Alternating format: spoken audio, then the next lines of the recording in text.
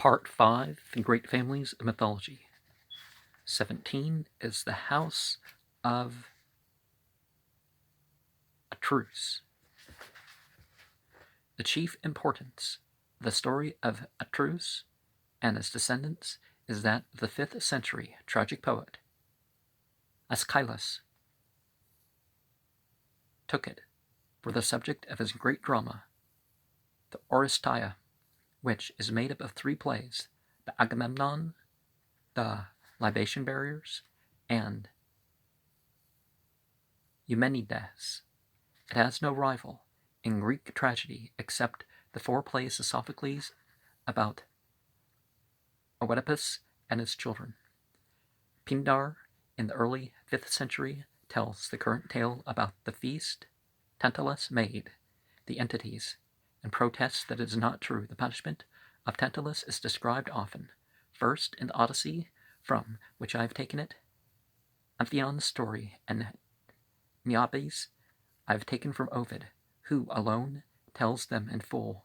For Pelops' winning the chariot race, I preferred Apollodorus of the 1st or 2nd century of the Common Era, who gives the fullest account that has come down to us, and the story of Atreus and Thyestes' crimes, and all that followed them is taken from Aeschylus, is Oresteia. And at the edge of water, half naked, his arms stretched up like this, and I guess he's the branch. I guess he's the root, the stem, and the branches of the tree. Are those dots that they're supposed to be apples or pomegranates or something? We'll find out. The house of Atreus is one of the most famous families in mythology. Agamemnon, who led the Greeks against Troy, belonged to it.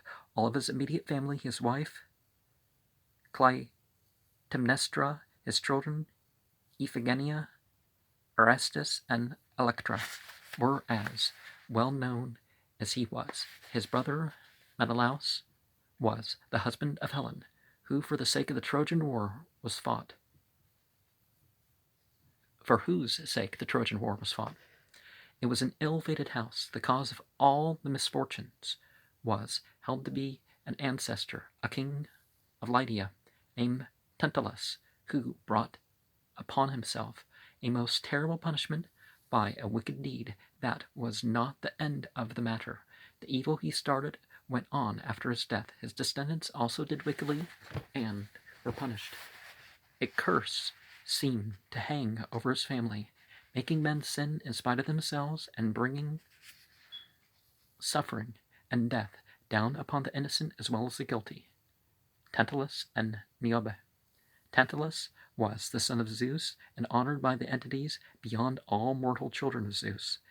They allowed him to eat at their table, to taste of the nectar and ambrosia, which, except for him alone, none but the immortals could partake of.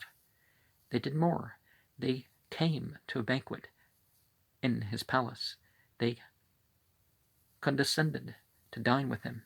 In return for their favor, he acted so atrociously that no poet ever tried to explain his conduct.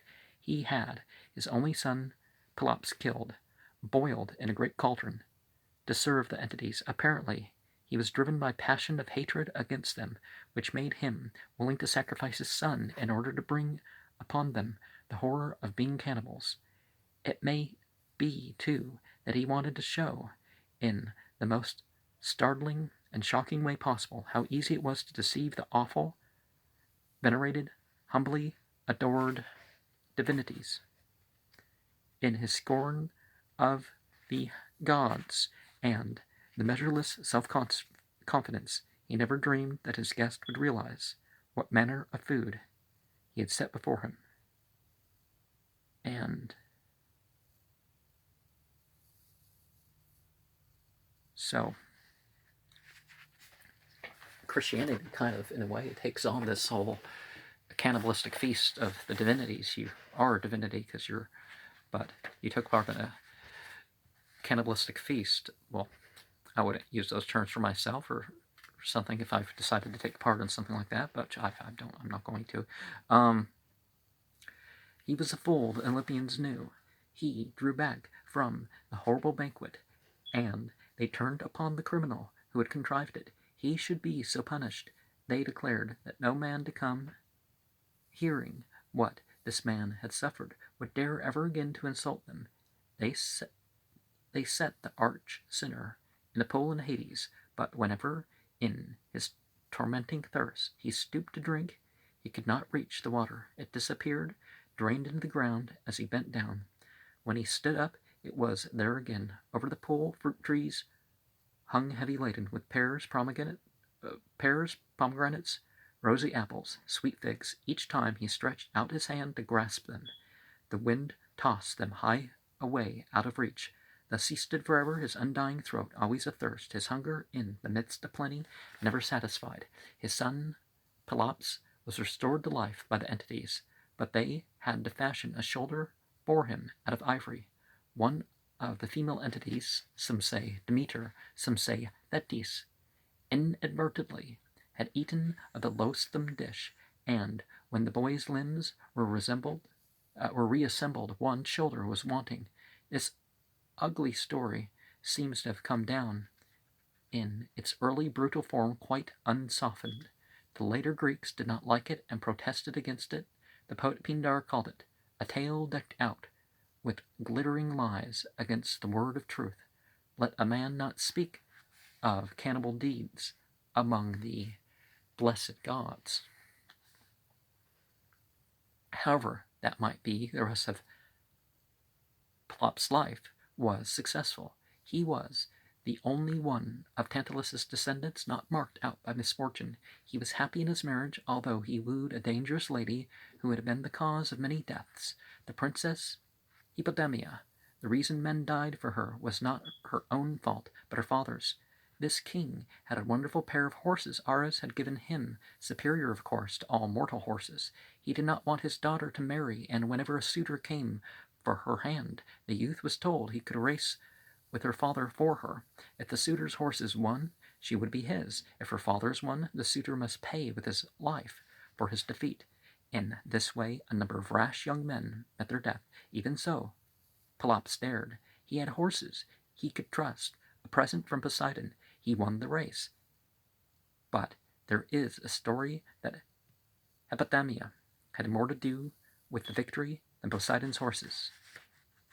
Either she fell in love with Pelops, or she felt the time had come to pass to put a stop to that sort of racing.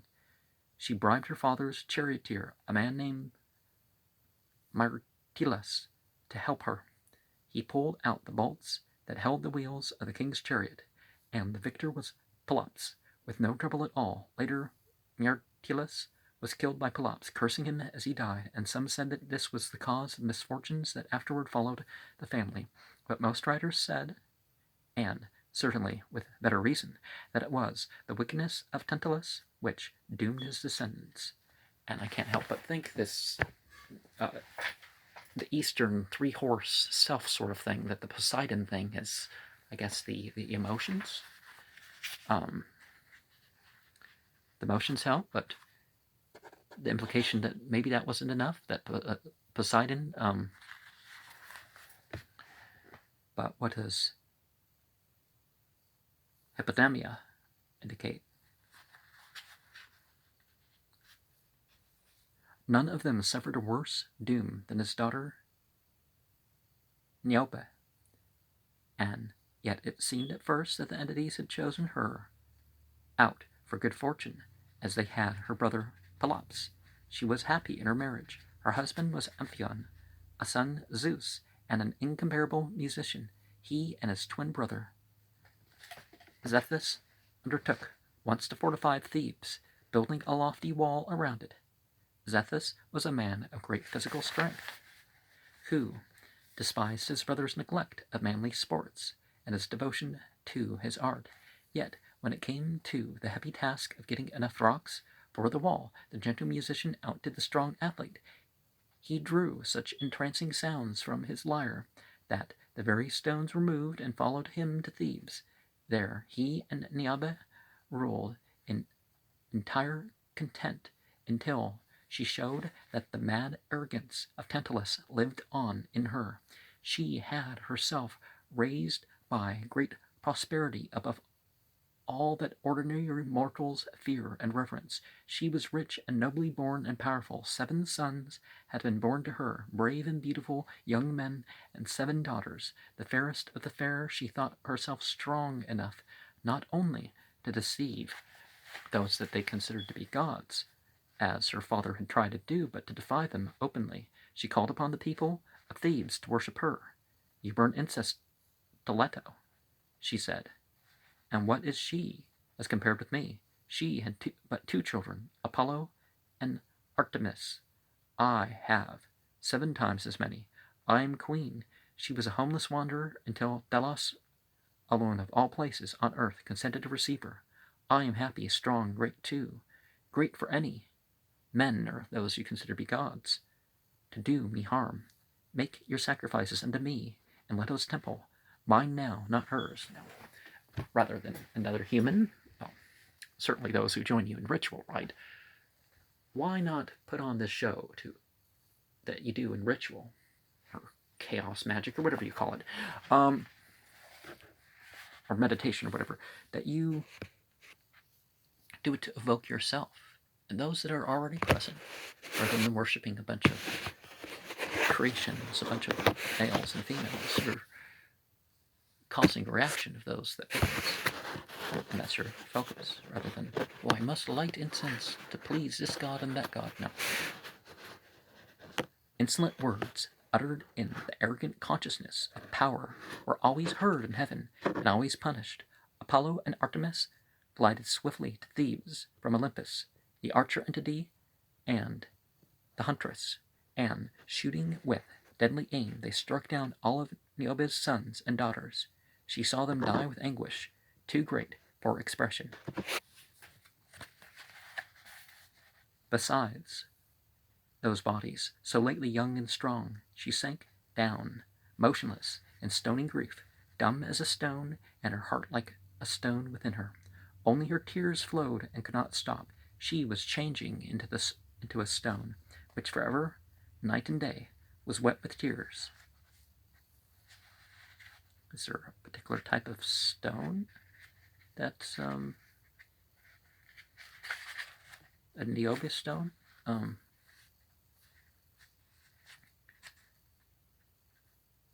To Pelops, 2 sons were born, Atreus and Thyestes. The inheritance of evil descended to them in full force.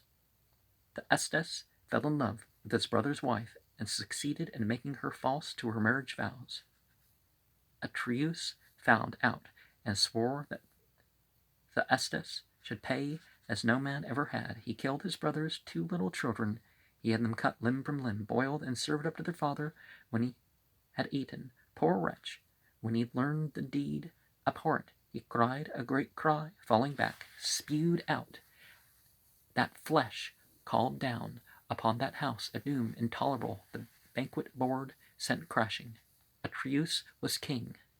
Thyestes had no power. The atrocious crime was not avenged in Atreus' lifetime, but his children and his children's children suffered.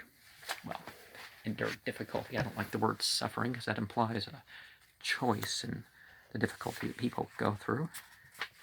That goes beyond, a response that goes beyond the difficulty itself. Agamemnon and his children.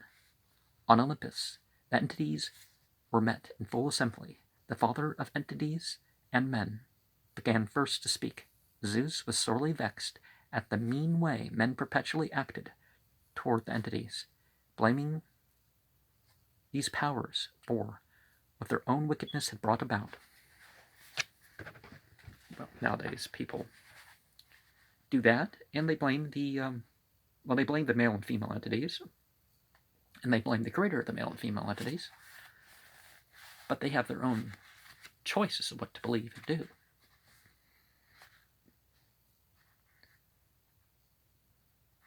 with their abilities. And that too, even when the Olympians had tried to hold them back. You all know about Aegisthus, whom Agamemnon's son Orestes has slain. Zeus said, how he loved his wife of Agamemnon and killed him on his return from Troy. Truly no blame attaches to us from that. We warned him about by the mouth of Hermes. The death of the son of Atreus will be avenged by Orestes. Those were Hermes' very words, but not even such friendly advice could restrain Aegisthus, who now pays the final penalty. The passage in the Iliad is the first mention of the house of Atreus in the Odyssey, when Odysseus reached the land of the Phaeacians and was telling them about his descent to Hades and the ghosts he encountered. He said that, of them all, the spirit of Agamemnon had most moved him to pity. He had begged him to say how he died, and the chief told him that he was killed ingloriously as he sat at table, struck down as one butchers an ox. It was Aegisthus, he said. With the aid of my accursed wife, he invited me to his house and as I feasted, he killed me, my men too. Ye have seen many die in single combat or in battle, but never one who died as we did, by the wine bowl and the loaded tables, in a hall where the floor flowed with blood. Cassandra's death shriek rang in my ears as she fell. Clytemnestra slew her over my body. I tried to lift up my hands for her, but they fell back. I was dying then. That was the way the story was first told. Agamemnon had been killed by his wife's lover. It was a sordid tale. How long it held the stage we do not know, but the next account we have, centuries later, written by Aeschylus about 450 BCE, is very different. It is a great story now of implacable vengeance and tragic passions and ineffable doom. The motive for Agamemnon's death is no longer the guilty love of a man and a woman, but a mother's love for a daughter killed by her own father and a wife's determination to avenge that death by killing her husband. Aegisthus fades. He is hardly in the picture. The wife of Agamemnon, Clytemnestra, as all the foreground to herself. The two sons of Atreus, Agamemnon, the commander of the Greek forces at Troy, and Menelaus. I'm thinking of a tumble here. Bad posture, probably.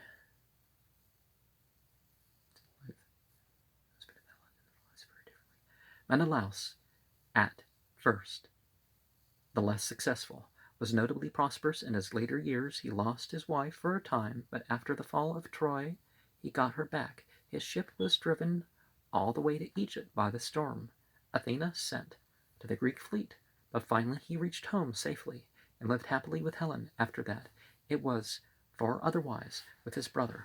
When Troy fell, Agamemnon was the most fortunate of the victorious chieftains. His ship came through the storm, which wrecked or drove to distant countries so many others. He entered his city not only safe after peril by land and sea, but triumphant. The proud conqueror of Troy, his home, was expecting him. Word had been sent that he had landed, and the townspeople joined in great welcome to him. It seemed that he was of all men most gloriously successful after a brilliant victory, back with his own again, peace and prosperity before him. But in the crowd that greeted him with thanksgiving for his return, there were anxious faces and words of dark foreboding passed from one man to another. He will find evil happenings, they muttered. Things once were right there in the palace, but no more. That house could tell a tale if it could speak. Before the palace, the elders of the city were gathered to do their king honor, but they too were in distress with a still heavier anxiety. a darker foreboding than that which weighed upon the doubtful crowd. As they waited, they talked in low tones of the past. They were old, and it was almost more real to them than the present. They recalled the sacrifice of Iphigenia, lovely, innocent young thing, trusting her father utterly, and then confronted with the altar, the cruel knives, and only pitiless faces around her. As the old men spoke, it was like a vivid memory to them, as if they themselves had been there, as if they had heard with her the father she loved telling men to lift her and hold her over the altar to slay her. He had killed her, not willingly, but driven by the army impatient for good winds to sail to Troy. And yet the matter was not as simple as that. He yielded to the army because the old wickedness in generation after generation of his race was bound to work out an evil for him too. The elders knew the curse that hung over the house. Now, certainly that's a accursed behavior, human sacrifice like that, but people fight wars to kill people of other nations.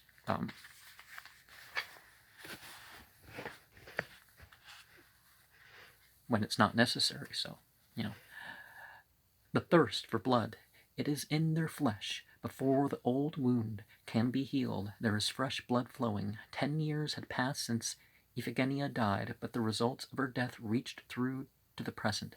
The elders were wise. They had learned that every sin causes fresh sin. Every wrong brings in another in its train. A menace from the dead girl hung over her father in this hour of triumph. And yet, perhaps, they said to each other, perhaps it would not take actual shape for a time, so they tried to find some bit of hope. At the bottom of their hearts they knew and dared not say aloud that vengeance was already there, in the palace, waiting for Agamemnon.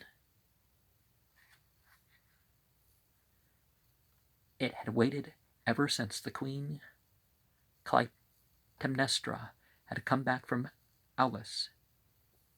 When she had seen her daughter die, she did not keep faith when her husband, who had killed her child and his, she took a lover, and all the people knew it.